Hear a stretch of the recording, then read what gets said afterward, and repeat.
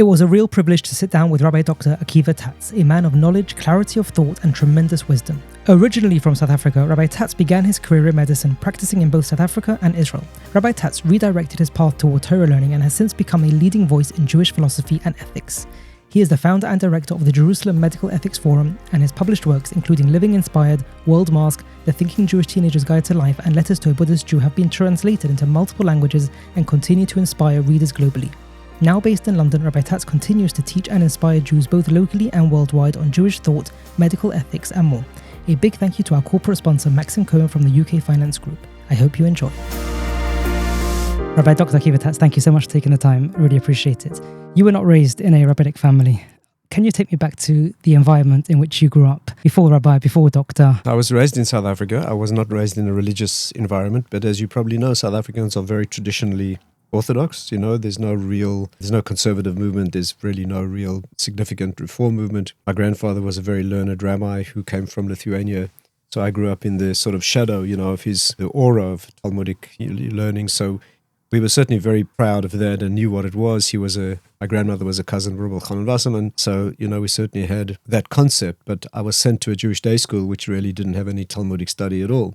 We learned Hebrew and all about Israel, and we spent time in Israel. So it was very intensely Jewish and very Orthodox in its orientation, but it really didn't really include any sort of learning or technical knowledge. Although I had no problem adjusting to that, there was always the orientation. South African Jewish community is remarkable and unique in that even though people who are not observant are very Orthodox in their outlook. So, for example, you might have a shul where most people are not keeping Shabbos, but the shul will maintain perfect standards. The rabbi will be 100% learned Talmid Chacham, and everything would be kosher, and even the most secular.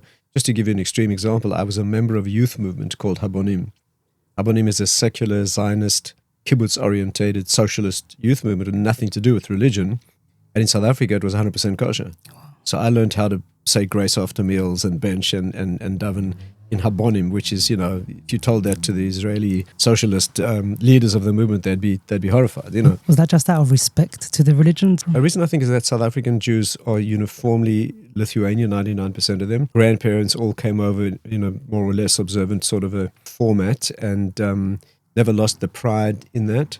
So that was always the standard. They never changed the goalposts. In other words, you might not be observant yourself, but that's what you respected. So everyone had a bar mitzvah. Everyone was married in a shul. No question, you wouldn't cater any event formally that wasn't kosher. And let's remember that I was raised in a generation, only one generation away from the European generation, So even today, you can go to a secular Jewish home and on the mantelpiece, you'll find photographs of grandparents who look very, European Orthodox. So it's a homogeneous Lithuanian community, very proud of its Torah origins. And even the third and fourth generation today is still extremely traditional. So, my grandparents were Yiddish speaking. And so, although I wasn't religious, I was certainly very positively disposed, and I also loved it. I had no personal problem with it. When I was at medical school, Johannesburg started a kollel of Gateshead people who came to, the interesting story how it began, but they came to learn. And within very short time, that learning became an outreach sort of a initiative, and people flocking in to learn, even though they were very formal sort of Gateshead rabbis with long grey beards and black frocks. Somehow the South African mentality was not uncomfortable with that. That's how they saw the grandparents, and so there was no problem. And so hundreds of people, I remember being at medical school at a time where there was, in the shul that was involved with the Kiruv movement, there was more than a million of medical schools and medical students and doctors, so it was very positive. Also, people becoming more religiously oriented in South Africa, like myself, was seen as socially successful and wasn't sort of people dropping out into, weird sort of religious things. So it was a very strong, probably many reasons why that Kiruv movement began in such a strong way in South Africa, but began in a very positive way. Unique people who sort of taught us. I also had a fascination for Jewish medical law. So medical halacha took my interest, and when the kollel people started teaching us about Jewish deep philosophy and Jewish medical law, it was very appealing to me. So right from early years, even when I was in high school, even my last year in high school, I sought out, a Talmudic lecture. I wanted to know what it was all about. I had a friend in Johannesburg who was a very cool cat, used to take his friends to parties in the back of a pickup truck, and secular and cool as you can imagine. And he organized a Talmud shir with one of the local rabbis. It was like an intrinsic pride in being part of something larger than themselves. I think a pride in the Lithuanian Orthodox origins. We never had any prejudices against that, and so it had a fascination. And the rabbis were looked up to with great respect. And that was the image. So it was not a difficult transition at all. Right. And during the years at medical school, I got more involved. And by the time I graduated, I was married. At that time, both my wife and I had been through the same sort of process of what we now call kiruv. And so we went to live in Israel in order to be able to learn formally in the yeshiva, even though I'd started learning in South Africa. I was for 2 years in the South African army. And during that time, I had to assert my Orthodox Judaism very strongly. So the army would, grant me what I needed and arrange kosher food. And I was a doctor in the army. So, it was relatively easy to organize. And then we went to Israel. And the option in Israel was learn full-time in a yeshiva, in which case, really, I wouldn't have had any financial support. So what happened was my brother-in-law, Dr. Rafael Bortz, who's a doctor in Telstone today, he was offered a job in a hospital in Jerusalem, but his private practice was too busy. So he told the hospital that he would take the job if they'd consider sharing it between two doctors. And they agreed. So I went to Israel, and what happened was, in the mornings, I would see the patients while he was in yeshiva, and then we'd have lunch and hand over the problems, and then we'd switch off. The other one would learn, the other one would see the patients. So for a few years, we were able to learn half day and practice medicine in Israel, which kept us going. And then I became sort of more involved, and I began teaching, and so gravitated into full-day learning, doing just a bit of medicine on the side. And for years, I was able to, learn in Kollel. And then I went back to South Africa, took over my late dad's medical practice for a while, and then went back to Israel for more learning. About 25 years ago, I became very close to Rav Moshe Shapiro, very, very drawn to his teaching. And the opportunity came to move to England, where, the communication is easy. England has many similarities to South African culture and Jewish sort of tone, if you like. And so we came for a couple of years to sort of teach here, and it became 25 years. Incredible. Rav Moshe Shapiro, he gave you the instruction to leave. Your intention, your dream was to move to Eretz Yisrael and stay there. Was that kind of the crescendo of any Baal Teshuva's journey, really? Is that safe to say, that you would have wanted to stay there? And I wouldn't say it was the climax. I would say that the goal at that time in Kiruv, the central goal, which has changed now, was to try to get a young person to Israel. That was the focus. So if you could get a young lady to Neve Yerushalayim or a young man to, at that time, Osamer, that was seen as the first most important step in Kiruv was getting a person motivated to spend some time in Israel, preferably, let's say, a year. Today, for various reasons, that's changed, but that was the goal. So I wouldn't say it was the climax or the main point, but it was an essential step. And then that would give you the opportunity to get into real learning, which is what Kiruv was about at the time. It wasn't Jewish pride and Jewish identity, it was getting into real learning. The feeling was that that's what would sort of make the real deep attachment. And Rav Schiller, of course, and his team started Osamech based on the notion that it's learning that would do the job. So I wasn't necessarily focused on moving to Israel permanently. I had dreams of specializing in medicine, perhaps somewhere else, but certainly was essential few years.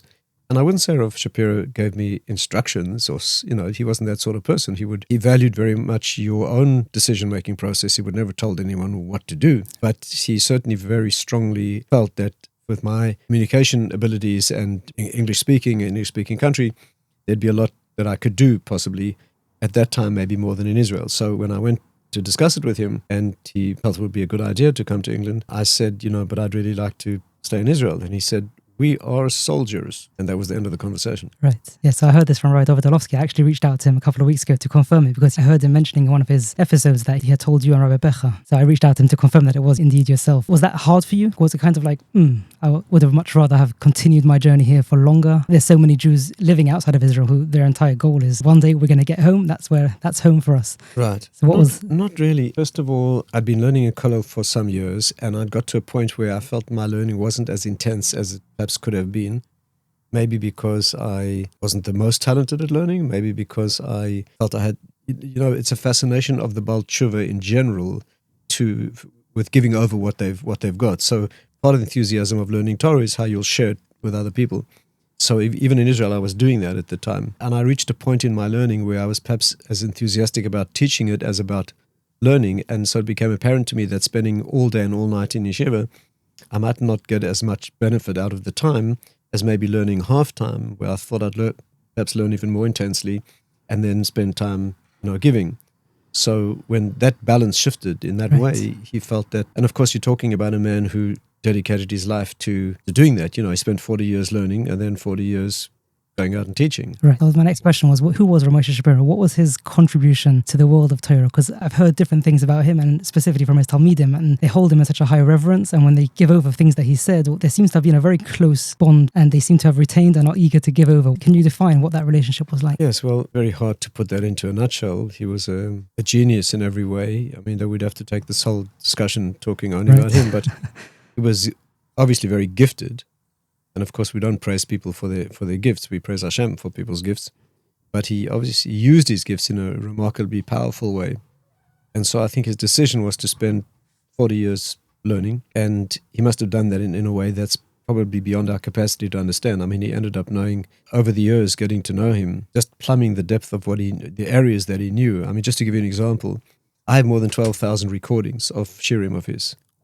Okay, now you figure out how many you'd have to give a day over 30 to 40 years, and don't forget many were not recorded. I mean, I have an incomplete set.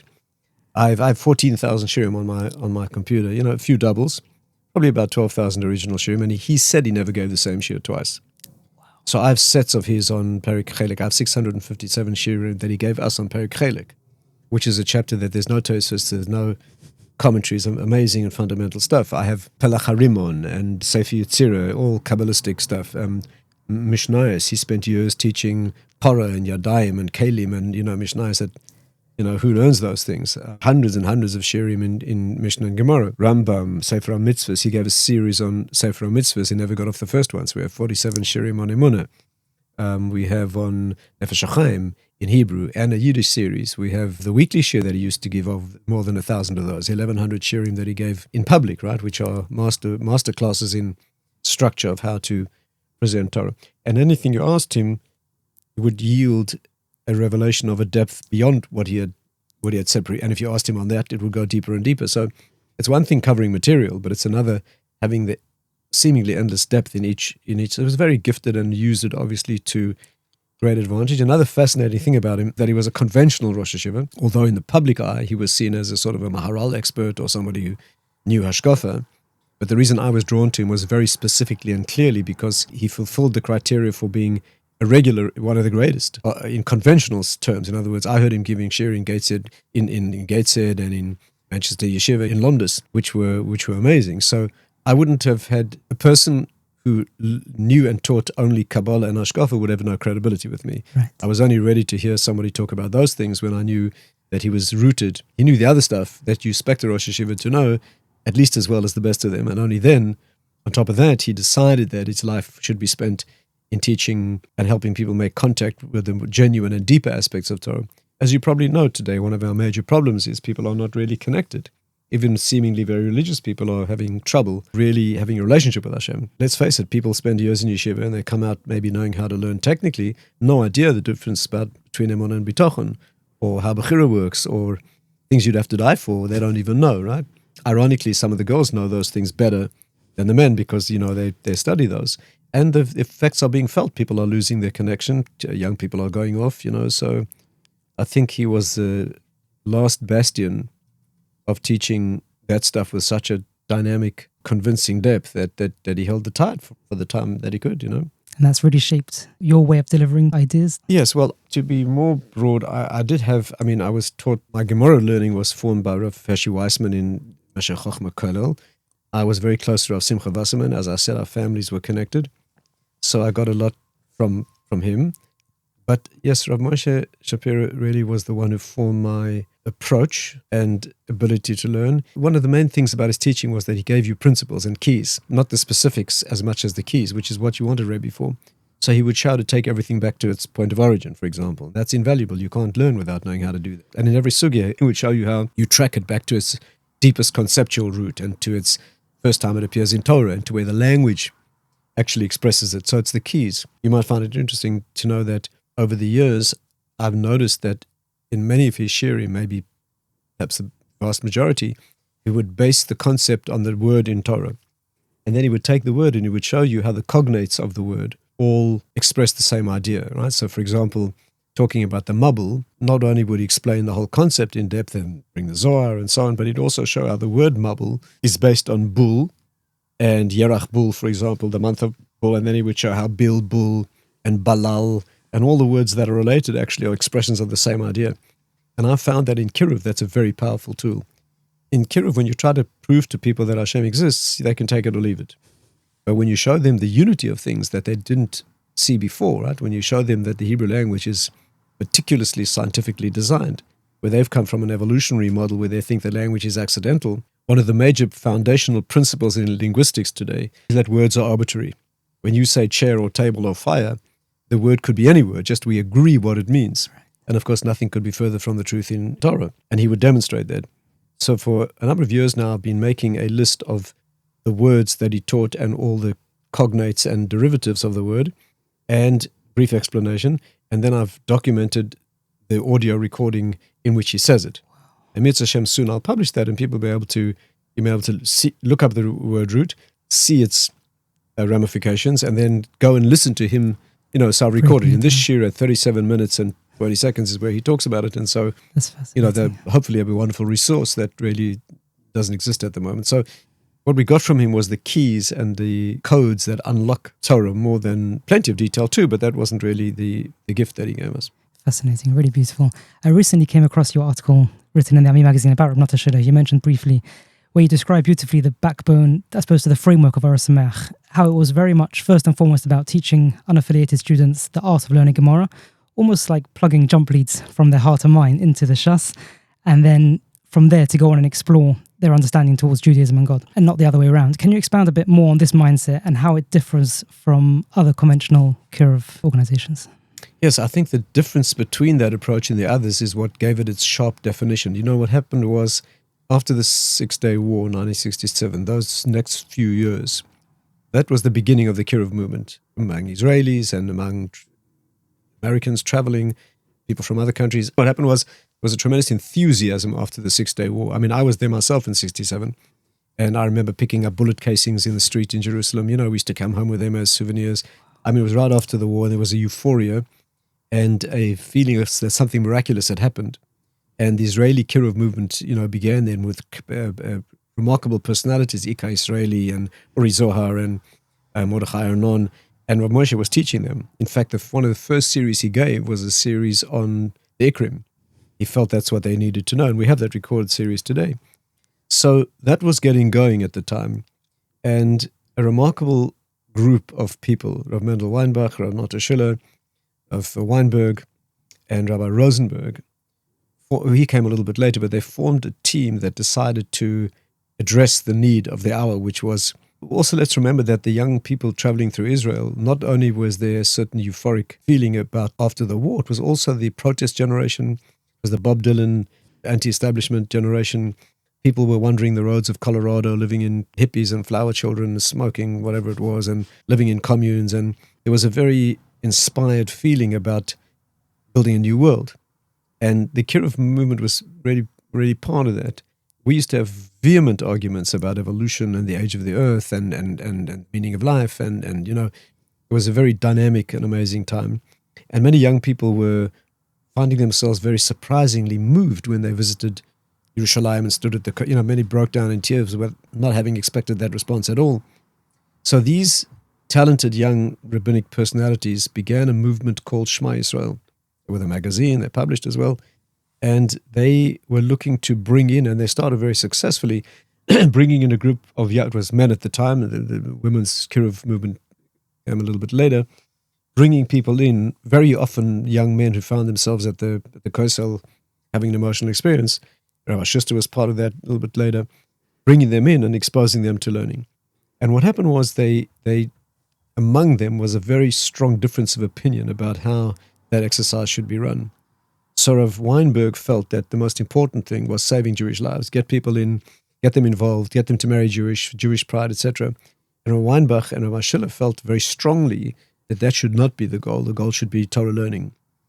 And the argument raged between them. On the one hand, you want people connected to Torah. On the other hand, can you afford the luxury of teaching people Torah when they're being decimated by assimilation? And Weinberg used to tell his students, how can you sleep at night when people are basically being gassed? While you're asleep at night, how many hundreds of Jews are assimilating and marrying out? And so there was a fervor in his camp for reaching out and bringing people in. And there was a fervor in the other camp for bringing people into content and getting them to learn. And that the most effective kiruv mode would be getting them to learn. So what happened was that they split. They went different ways. It was quite a sharp and emotional split at the time. And Weinberg started Esher Torah, which became dramatically successful in its own right, maintaining that philosophy and approach. And Osamech represented the other view. It wasn't only the personalities and the vision of kiruv, it was also a completely different approach in style. For example, Esher Torah felt that whatever it takes to bring people in should be used. Charismatic persona of the Rosh Hashiva, charismatic media personalities, whatever it took, right? If necessary, perhaps even mixed men's and women's travel groups, etc., etc. And Osamech very clearly felt that what should speak is only Torah. So there were no mixed events. There was no charismatic one Rosh Hashiva of Shiller and Weinberg, although there were very powerful personalities remained in the background. It should be only Torah. I'll give you one example of that. That philosophy was one of the people associated with the movement was Rav Moshe Shirkin, who's a Rosh Kollel in Azata today, who was an important teacher of mine along the way as well. I used to go to his home every Friday on our way home from Yerushalayim to learn Maharal together.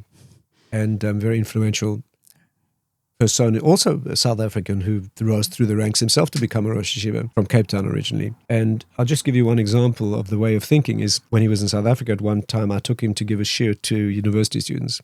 And the shir was about the Holocaust. It's revolved around that. And amazingly, it was a very unemotional shir. It was the Torah ideas behind that sort of event, dispassionate and objective, right? And he happens to be a very potent and powerful presenter. He was a head of a student representative council when he was at university. When I drove him home after the shir, I said, Rabbi Shirkin, why did you not bring any emotion into it? When it comes to the Holocaust, you can get so emotional and so intense, you can sway people enormously. He said, that's exactly what I did not want. I wanted them to hear Torah speaking, right? And not a personality and not an emotional issue. That was the approach, right? I think he put it perfectly. And so Osamech's dream, and as you yourself said, Rabbi Shiller, his feeling was if you get people into Gemara, that would do the work. Rav Simcha Wasserman used to teach there as well. He taught at many places, taught at Esher Torah as well. And his philosophy was that Torah does the work. Your job is simply to teach genuine Torah. If it doesn't do the job, it's not your problem, it's Hashem's problem. How did you market it? How was this product marketed versus, like you mentioned earlier, I've watched a lot of Torah classes from other kiruv organizations, and like you said, there's mixed classes, dynamic personalities on the front of the room, and the energy is very, very palpable. And I once spent actually a day in Har Samech. I was learning in Israel, and it was a fast day, so there was a program being listed, and I thought, what better way to spend the day than I'll go to Har Samech and spend the day. I was expecting the sort of the kiruv experience of dynamic speakers, and it was hard work. It was a full workout. Right. It looked like a genuine regular yeshiva. I thought I'd walked into some heavy yeshiva, and there was lecture after lecture. Yeah. Fully intellectual. There was no drama. I can't remember the context of the day, but I just remember it was a heavy, long day. Correct. So let's remember there was a beginner's program off on the side where Rabbi Gottlieb was teaching, and Rabbi Malevsky was very, very much the drama of kiruv. But the mainstream yeshiva was regular yeshiva. That was the ideology. How was it marketed? First of all, let's remember that both these two streams have genuine product to offer. And very often, I would say, a young man moving into Osamech was not his first step. Perhaps in his home country, someone already opened his sensitivities. He was looking for that already. People like myself and my contemporaries, we certainly knew at that stage, we certainly were looking for Torah learning already. It wasn't like somebody had to sell that to us. We were not the products that were picked off the wall, so to speak, and brought in, not having previously known you were Jewish almost. People like that probably went to Esher Torah. Or they were brought in to the more dramatic aspect of the kiruv, let's call it the beginner's program in Osamech. But I think that I would say a large proportion of people coming into the yeshivas at the time already had been sensitized in some way. They'd come to Israel as part of some, many of them had been reached on a campus someplace. Campus outreach around the world was very dramatically powerful. And so they'd come to Israel already sensitized. And some of them were brought in. Rabbi Schuster would walk up to a person at the wall and say, you want a free meal and a place to sleep? The cost will simply be you'll have to listen to a lecture.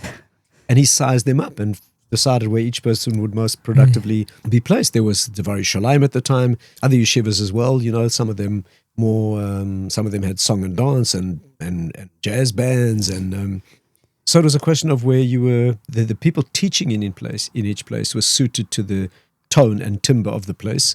Right. And the people who would come in to learn would be either selected or self-selected and the policy remains to this day. My life has been spent in Kiruv, and I personally will send a person to a place that I think they will connect with best. Not everyone does well in the same environment, and so some people need perhaps something before they get deeply into learning. Others will, that once they engage in learning, they will do the job. So, but again, what's unique about Or Sameach, and I've always been associated with Or Sameach one way or another, is the belief that genuine learning will do the job, and that'll be the content that speaks to the person and maintains their connection. Rav Simcha Wasserman himself told us, just give you one example, he had two boys in his yeshiva in Los Angeles who came from San Diego, and their father could not afford tuition.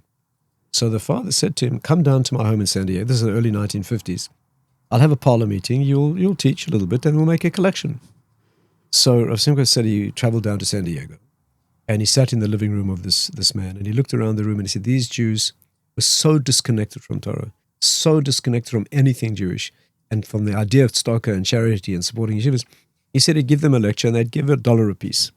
So he decided that was not productive, and what he would do, instead of asking them for something, he would give them instead, and what he would do is teach them. So he dropped the idea of fundraising and he gave them a share, gave them a lecture. And of course, he went down a couple of weeks later, and as it happens, that group turned out to be dramatically impacted. Just to give you one example, there was a Goldbaum family who lived there at the time who ended up in Israel. They're my neighbors in Israel. Leon Horoth, I think 13 children, each of them more learned than the next, all from the influence of what he gave them. But the important point I want to tell you is this. He said that when I started teaching those people, I had a problem. The problem was that they had no intention of keeping anything. They're so distant from anything Jewish at all. And the problem is if you teach Torah and it's shaloi al manas la'asos, which means it's not conditioned upon the intention to fulfill, it's not valid Torah. In other words, Torah has a condition that it must be intended to be fulfilled. If you learn Torah without the intention to fulfill, not only don't you fulfill, but it's not Torah. And my problem was if it's not Torah, it will not be Makarov. Now, how was I going to deal with that? So he said, I decided on two things. One was before every talk that I gave them, I made one of them stand up and make Birkas HaTorah, make a blessing on Torah. Why? First of all, I had some halachic concerns about learning without a bracha. More important, he said, when you make a blessing on something, this is not a lecture. You don't make a blessing on a lecture. This has got to be something different. So psychologically, put them into a headspace that what the learning we're about to do is something utterly unlike anything you've known before. Secondly, I decided to teach them only Sefer Bereshis and Pirkei Avos. Why? Because in Bereshis and Pirkei Avos, there's no mitzvahs that you're not going to do. In other words, if I start teaching them about Shabbos and they're not keeping Shabbos, kasher, then it's not Torah. But if I teach them Pirkei Avos, what's the problem with Pirkei Avos? Be a good student, ask questions in order, be a patient teacher. No one disagrees with that. And in the whole Sefer Bereshis, you can count the mitzvahs on, 3 fingers. So they're not going to be an obstruction of shit. And from teaching them Pirkei Avos and Sefer Bereshis, they started keeping Shabbos and kashrus. Fascinating. So what you learn from that is that your job is to teach genuine Torah, whatever the conditions are. That will do the job. If Torah doesn't do the job, it's not your problem. And so the whole emphasis was genuine Torah, totally uncompromising. Get young men into the deepest aspect of learning that you can. True, they lack the basic skills, but as you teach them, one of the differences between Eish HaTorah and Or Sameach was also, in Eish HaTorah, they decided that you needed to recapitulate the learning program of a young child. So first you teach Chumash, then you teach Mishnah, then you teach Gemara. So it may be 2 years before a young man engaged Gemara. Or Sameach said that's not appropriate for a 25-year-old Yale graduate. So what you do is you throw him in the deep end of Gemara learning, translating for him, giving him all the basic stuff you need, and then between times and at lunchtime, and you catch up basic skills as you go. 2 different, educational philosophies. Fascinating. Looking for finance solutions that actually deliver? Introducing the UK Finance Group. Led by multi-award-winning finance specialist Maxim Cohen, the UK Finance Group delivers cutting-edge finance accessibility to the funding you need fast. Residential mortgages, bridging finance, commercial mortgages, business finance. Whatever your goal, the UK Finance Group is here to make it happen with advice you can trust and solutions that work. And it's not just one service. With the UK lender, the UK property agent, and the UK accountant all under one roof, the UK Finance Group is your complete financial powerhouse, and they are ready to serve you. One group, endless possibilities. That's the UK Finance Group. Backed by experience, built for results. The UK Finance Group. Reach out to Maxim Cohen today. Would it be fair to say that Chapter 2 of your book, Living Inspired, is really the backdrop to this idea? You discussed there the inspiration versus disappointment and why good times never last. And to quote one segment that jumped out at me where you wrote, "The natural pathway of all life experiences begins with inspiration and soon feeds disappointment. Human consciousness and human senses are tuned to an initial burst of sensitivity and then rapidly decay into dullness. Sights, sounds, smells, and even tactile stimuli are felt sharply at first and then hardly at all. We are incapable of maintaining the freshness of any experience naturally, only in the dimension of a miracle." That's quite well written. It was quite well written. It was beautifully written, and I read it and I read it again. And what you're saying there is that if a Jew's path to spiritual growth is going to be on a flash of inspiration or some dynamic experience, that they will certainly fail unless there's strong foundations there that are built to support the inspiration that they're having. Yes, well, I don't think that's necessarily a critique of either of the yeshiva approaches. I mean, in Esher Torah, there was that inspirational discovery seminar where you were, blown away by the information. But of course, the continued effort was to be your Jewish pride that would sustain you. In Osameach, you would be perhaps less of that blow away initial experience, possibly, but also engaging, learning for the first time, be very, very fascinating. Then, of course, you build your own content as you go. Yes, I think that's true in all dimensions. Right. So what about us today, working people? I feel I consume more inspiration than I do of real Torah learning. Like we're kind of fed inspiration as a means in and of itself. Like, have we missed the boat? Where should we be channeling this idea as people who've grown up in a frum environment and went through the yeshiva system, but 10 years after that may very well be just living off inspiration rather than living off. Right. First of all, we shouldn't knock inspiration too much. Of course, one needs it. Let's say in a marriage, for example, you have the romantic phase, which is first phase inspiration. That's very important, right? I would caution a young person about choosing a marriage partner that they're not excited about. One of the problems we face today as well, incidentally. But yes, you need the inspiration. And of course, you need reminders. That's the concept of an anniversary. What is an anniversary? To remind yourself about the thrill that the relationship manifested at the beginning. So we shouldn't knock inspiration too much. And in the conventional religious world today, we need some of that. We find in the Kiruv world today a lot of so-called religious people, religious from the start, sneaking in because they want to hear what is this Kiruv stuff that is supposed to be so fascinating. And unfortunately, the modern yeshivas are not doing a good job at all of giving deep hashkafic, exciting material. Fail to provide enough inspiration and excitement, and also deep hashkafic and emunah-based material. In fact, many yeshivas today basically skip over the Agadata in the Gemara, right? Well, we don't really understand that. Tragic error in my opinion. So number one, we need points of inspiration. Yes, nothing wrong with that. And it's true when people leave yeshiva and move into the conventional world or the working world, very often there is a feeling of disappointment, of boredom, of lack of inspiration, of hankering after the inspiration that they had in the past and have lost now, sometimes even a feeling of failure. I spoke to a young man last night who told me that he learned one of the most famous yeshivas in the world, still has a connection with the Rosh Yeshiva. But first of all, when he left yeshiva to go into the working world, the first thing that happened was he got depressed. He was made to feel like a failure. In other words, he was in a yeshiva where the ideal is that old Lithuanian, Torah is everything. And even though 999 might get sacrificed for the one great person who comes out, that's what we do. And so almost by definition, you're a failure when you move into the working world. And so the first couple of months, he got seriously depressed.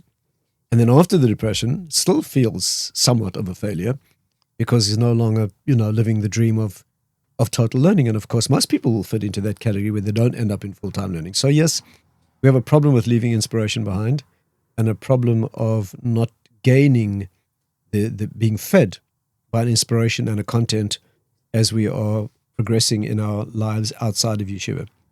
Now, the next question, of course, is what's the solution? That's what we're here for today. Yeah. So I think there are a few important things here, and this is maybe the most important thing that we should talk about today, and that is what should be done, what can be done. First of all, in the classic area that you are mentioning, which is the working person who had a yeshiva background, no longer has that. And perhaps more broadly, we need to also think about those who are in the formal religious world and don't see themselves as having transitioned or failed, but they also lack dynamic, motivation and inspiration. That's a very important problem.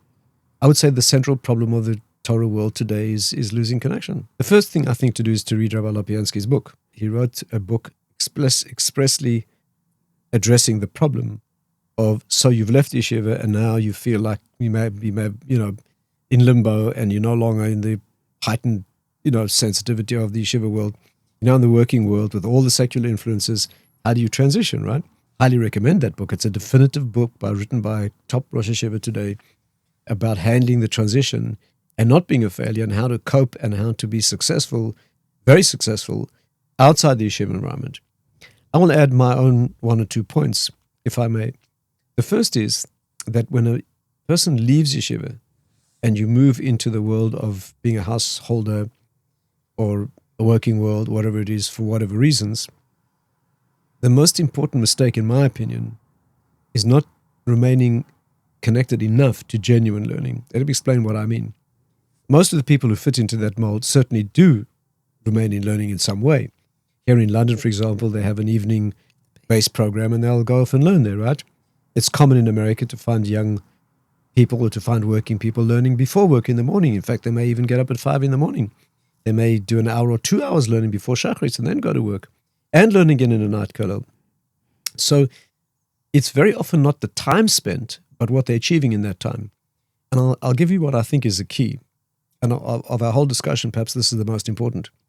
When a person leaves yeshiva, and then they're in the working world, and they are putting in the hours to learn, they go to Daf Yomi, whatever it is, it's not focused and curriculum-driven. In other words, the problem is that a year later, been working for a year, and dutifully doing your Daf Yomi, whatever it is. The point is, are you a bigger Talmid Chacham than you were the year before? And often the answer is no. And the reason is not because you didn't spend the time, but the time was not energized, focused, and curriculum-driven. In other words, you're going to sit in front of a Daf Yomi, right, for a whole year. Unfortunately, you gain very little from that. You'll feel that you're learning, and yes, it's a mitzvah, and you'll cover ground, and you'll learn concepts, but you'll not become a bigger Talmid Chacham. The definition of a Talmid Chacham is Havanas HaSugyos in Shas, understanding the sugyos deeply. And therefore, what a person needs to do when he leaves yeshiva and moves into the working world is only learning an hour a day, 4 hours over the weekend, whatever it is. That learning needs to be targeted, focused, curriculum-driven, and tested. So, for example, you cover a Masechta with Chazoros and you get tested. You join a Chabura or you approach a Talmid Chacham, you take on a certain amount you're going to learn, and then you get tested. Now, I know it's not conventional to be tested, but very often, I personally chose a kollel where we did a certain amount every month and we were tested. At the end of every month, we wrote a written test and faced the Rosh Yeshiva to answer questions. Now, the truth is, at medical school, I passed exams because, there were exams, right? Otherwise, who knows? I would have just done what interests you. Now, it's not conventional in the yeshiva world to be tested, but I can guarantee you it motivates. And so you need an endpoint, a hard endpoint where you've covered a Masechta and you have the pride of completing, or cover an area of halacha. Let's say you're in business and you're in the banking industry. Go into the laws of Ribbis, which are incredibly complicated and demanding. Become a great expert. Or you're in medicine like myself. Take an area of medical law and become an expert. Whatever it is, you can become a world authority on some narrow area of halacha that no one knows as much as you do. You test it out. You research it. You talk to Rosh Yeshivas about it. And the point is, you've got a motivating endpoint which drives you. So you get to that point, you've got it under your belt, you know you've achieved something, and you feel good about yourself, and you're a bigger person than before. Then you take on another area. That's one important tool. Again, spending the hours learning when you've left yeshiva is not going to do it. It's not spending the hours. And quite honestly, often those hours are low quality. Sit in front of a Daf Yomi, half falling asleep because you're tired from the day's work. It needs to be focused, driven, with an endpoint, a curriculum, and after that milestone, there's another one. And so a year, 2, 3, 4 years down the line, you are a bigger Talmid Chacham than you were when you were left. That's advice number 1. Advice number 2, consider teaching. Consider teaching. You've come out of yeshiva, who knows how many years you spent there. You know how to learn. Maybe you're not at a great level, but you know how to do it. Give a shiur. Take 3 or 4 teenagers, or take a couple of Russian immigrants who were never privileged to have any learning at all. Give a shiur in your home. 45 minutes Gemara, 15 minutes Musa Ashkofa.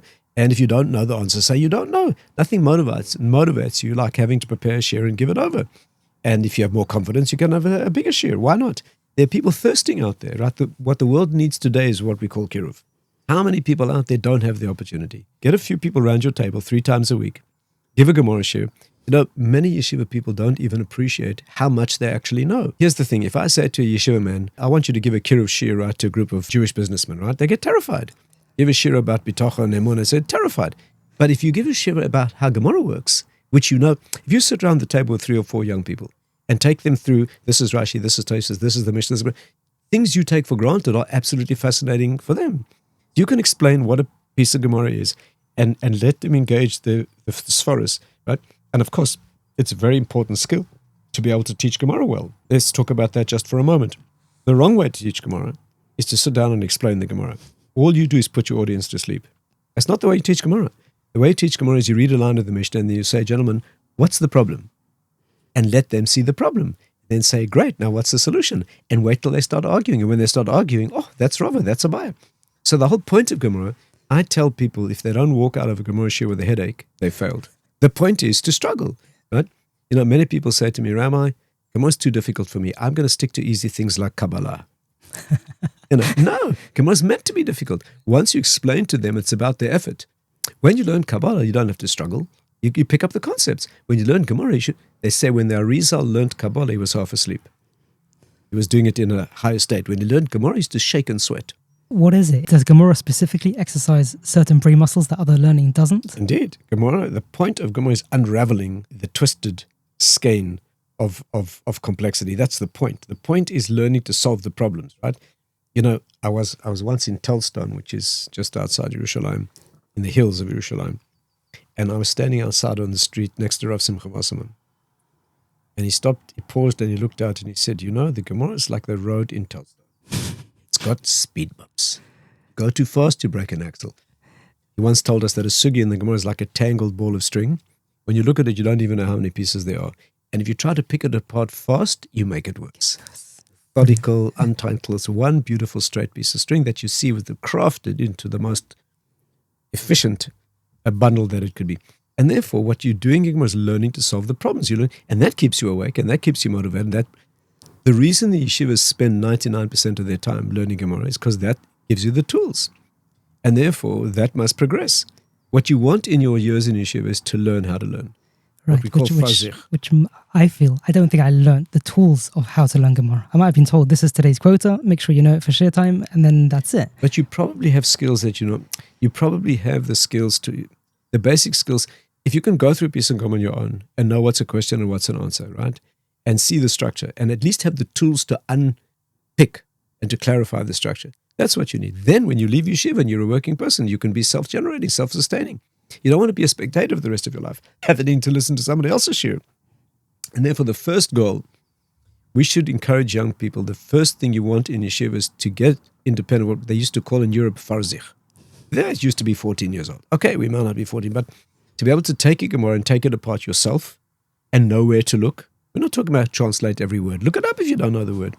But the ability and the art scroll should not be used for that. You can use your art scroll for translation, but you don't use it to do the work. It's like going to a gym and having the instructor pick up the weights.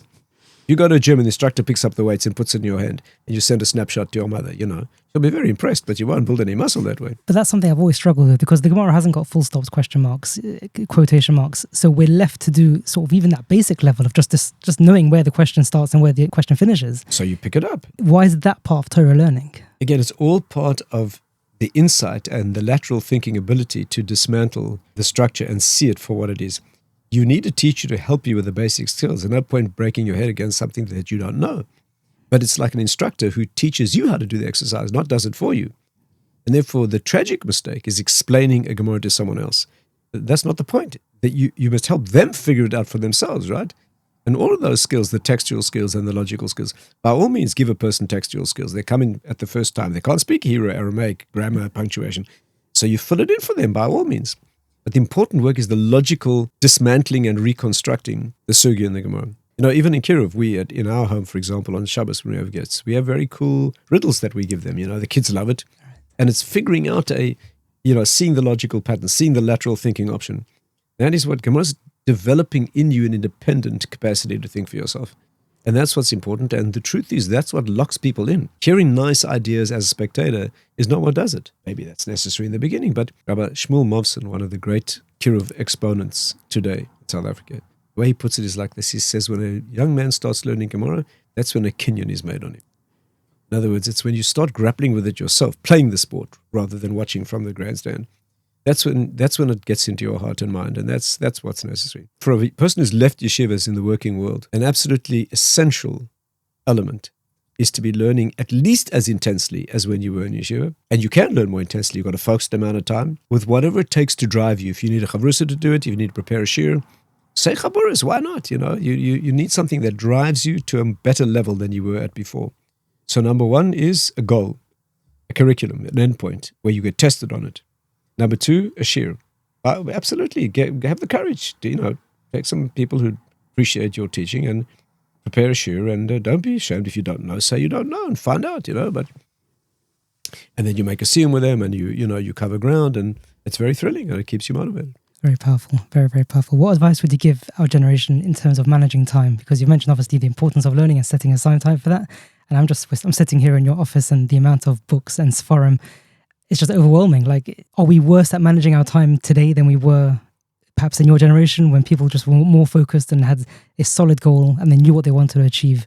No, I think we've always had our distractions. Today, the distractions are more intense in one way, and that's the social media and the gadgets. We struggle with that greatly. Not that there weren't distractions before, but, a teenager coming home from school, what we do before, go ride his bike with his friends and, play some sport. Today, he'll sit addicted to his phone, right? Which is probably not as healthy as getting out and riding your bike and, doing something in the outdoors. So that's point one. And I think the second point is that the social media are designed to be addictive. They refocus your attention every few seconds, and it's very carefully worked out to pull you in, and we have a serious problem with that, coupled with the fact that our teenagers have less natural inclination to spirituality and to spiritual ideals. So that's a powerful mix for dragging people away. A more insidious problem is that what social media do, or the gadgets do, is that they discourage creative thinking. Let me put it to you this way. Again, going back some years, Rav Wasserman used to say, the main problem with television is not the immorality or the violence.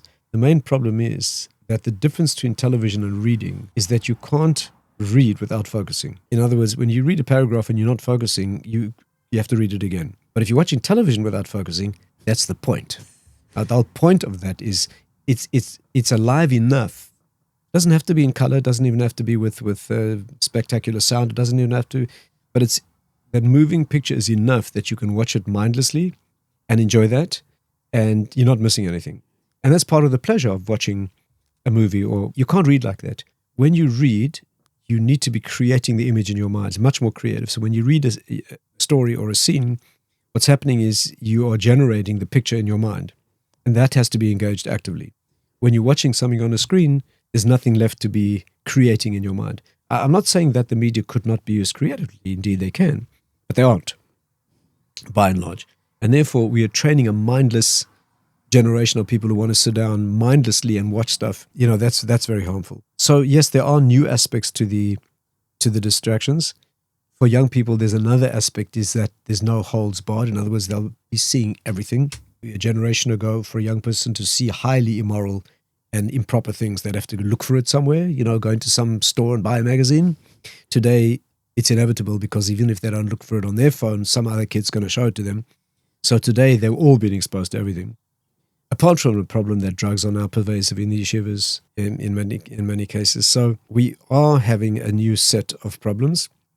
If you think about it for a moment, you'll realize it's not logical for a 14-year-old boy to want to sit learning some dusty old text about some abstraction when there's such glitzy stuff out there demanding his attention and so easily available. So we need new tools. We need some of the kiruv tools of inspiration. We need perhaps more charismatic and talented teachers. Perhaps we also need some use of media ourselves. There was a team in New York a few years ago that made a beautiful, actually they were designing media-based Gemara learning tools. At the time it was specifically for boys whose textual skills were weak. So for example, they produced a entire video-based graphic on Elam Metzius. So what was it?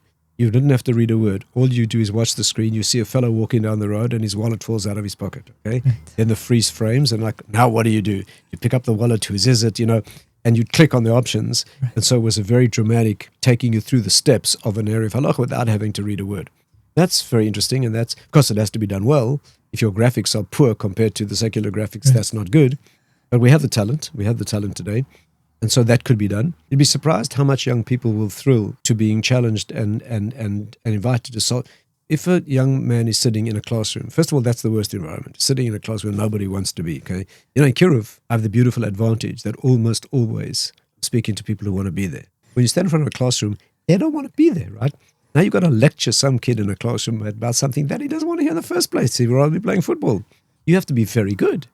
And therefore you need external motivation, certain kind of prizes maybe, but also the thrill of solving the problems for themselves and feeling the reward of that. So yes, you've got to be better perhaps than you were before. We need to step up and try and do some of that. But even for adults, tied between getting to our evening learning, morning, whatever it is, how can we sort of look to open our minds to these ideas that we've discussed in the books that you've written, for example, which really train the mind, obviously through the power of reading, like you've just described, for adults to sort of put away the phone, put away the other attractions, and to carve out more time to focus on that, to open our mind to ideas that we were never exposed to previously. Yes, it's a real challenge. I mean, we do have the experience of seeing that when people present very well and the audience knows that whatever they're going to come in here will be good, people are prepared to spend their time. Perhaps not a majority of their time, but they'll come to a shiur. And if certainly the person who's been in yeshiva and knows they ought to be doing that, will dedicate the time. Now it's our job to make sure that what we give them, is real. Perhaps we could have some training programs where people are given some tools about how to teach it effectively. Perhaps we could do some work to make Balabatim feel that they are capable of giving lectures, even not a formal lecture to a crowd, but 3 or 4 people who don't have the privilege of their own learning. We have to think creatively. There's some maybe brainstorming sessions on how we can perhaps become a little bit more dynamic in our world of inreach. Fascinating. I'm curious to hear in general your opinion on the current state of our generation. I think over 30 years ago, again, in the same book of Living Inspired, you wrote a statement: our generation is characterized by anxiety and terror, and often the root of these emotions is an existential lack of sense of purpose and direction. Has anything changed in 30 plus years since you wrote this sentence? Yes, I think it's got worse. What we lack most centrally today is what we call das. In other words, healthy common sense about what's important and what's not. We seriously lack that. So it is a hysterical generation one way or another. America's got its own particular form of hysteria. Britain is a bit more old-fashioned and stoical, But yes, we lack das. You see people today can't tell what's important and what's not important. You see how people are making marriage choices and career choices and educating their children. Just a tremendous lack of healthy das. I think one of the most important gifts Rav Moshe Shapiro gave us was an understanding of what a healthy, balanced das is. It's very hard to educate. It's very hard to pick up in some formal text or lecture, but just that old-fashioned, sense of priorities, what's important, what's not. Unfortunately, what is the meaning of a generation where you live in New York, you can have a sex change operation when you're 14, you can't buy a beer till you're 21. I mean, what is that, Traditionally, the way to gain das was to hang out with people who have it. And we lack that too. In the Torah world too, we don't have enough role models. One of the sad things is people not attaching themselves to somebody more mature than themselves as some sort of Rebbe figure. That needs to be perhaps addressed as well as best we can. We're fighting a difficult battle. We need some of the Kiruv inspiration and techniques to filter out into the broader world. We need a little bit of self-motivation to understand the question. We need honest look at our schools where kids are just not being inspired and not really, feeling it. One of the tragedies we have is that 200 years ago when the Muslim movement began, it was because Torah wasn't having enough effect on people's personalities. So Rasul Salanta came along and said, we need to learn Musa in order to do it. Today we're learning Musa and it's not affecting our person. So we need the next generation, the next wave of figuring out how we actually regain a sense of what's important. Very difficult problem. Fascinating. It's been amazing speaking to you. I just want to close off with one final question and we'll let you get on with other more important things. Again, I want to quote from your book and sort of see if we can tie this into a closure. You wrote in Living Inspired, with a core deep of emunah, existential anxiety and a sense of agonized, meaningless drifting from one ordeal to the next are impossible. Now, I can't speak on behalf of the audience, but I definitely feel this way very often. Baruch Hashem, it's not meaningless, but life is busy and we sort of get into this routine of going from ordeal to ordeal and getting past one thing and then trying to tackle the next. And we can very quickly sink into this rota rather than embracing each day as a vibrant part of our lives. And my question for you is, in closing, how can we strengthen this core of which you speak? How can we build a foundational groundwork to our day-to-day lives, which will result in an impossibility of anxiety and meaningless drifting. A few points to address here. I think the most important is inspired learning of the right material. If you want to build that core of emunah, which will feed into the calmness and the being, the psychologists call being well-adjusted, I think a key tool is learning not only Torah in depth, which is very therapeutic, but also learning Hashkafa in depth. So if people in the broader world would have the value and prioritize learning text, I'm not talking about classical Musa, I'm talking about deeper than that. I'm talking about Hashkafic depth behind the Musa world. Engaging Maharal, engaging the deep parts of Rabbi Dr, for example, and learning them seriously with the Chavrusa, maybe in a group, which is not conventionally done today. That feeds something very, very important. Perhaps a little bit more unusual suggestion would be that our women could perhaps put a bit more effort into that. Very often they are the ones who transmit a deep sense of emunah in the home and a sense of purpose and fixity, and give the children something that perhaps the fathers don't do. And very often women take very well to learning Hashkafa in depth and absorbing it in a deep and personal way. The ladies' studying program should be demanding and in depth. My daughter, Robertson Ruthie Halberstadt, is a very talented teacher. You can listen to her app. She presents Torah material for women in a very deep and even gripping way, and I think that's very important. So we can encourage women to be studying not trite and trivial stuff, but deep Hashkafic material. Women often have an easier time conveying it to children at a certain age. Secondly, we can encourage men to learn not only Gemara, but also address deep Hashkafic areas that they're never exposed to in yeshiva. A third thing we can do is for those who can, make the yeshivas and the schools aware that young people very much need these areas to be addressed. We're not talking about opening up questions unnecessarily or introducing children to doubtful areas and giving them existential troubles and anxieties when they're too young, but when they're old enough, when they're asking the questions and are going to be faced with emunah and bitachon issues, they should know where to turn. They should know that there are answers to these things and have access to the sources. Even if they're rebellious and not ready to hear them at the time, those things make an impression. When parents tell children the things they're not ready to hear, they sit on top of the heart waiting to fall in at the right time, Those are some ideas. Beautiful. Rabbi Tatz, really, really appreciate your time. Thank you so, so much. Okay, Aaron, pleasure speaking to you. Thank you. There we have it, friends. I hope you found value from this conversation. If you did, feel free to share it with friends who may enjoy it too. A big thank you again to all our listeners for tuning in and sending such positive feedback. It's appreciated and really helps push this project forward. Thank you, Maxim Cohen, for your continued support of this podcast. Until next time.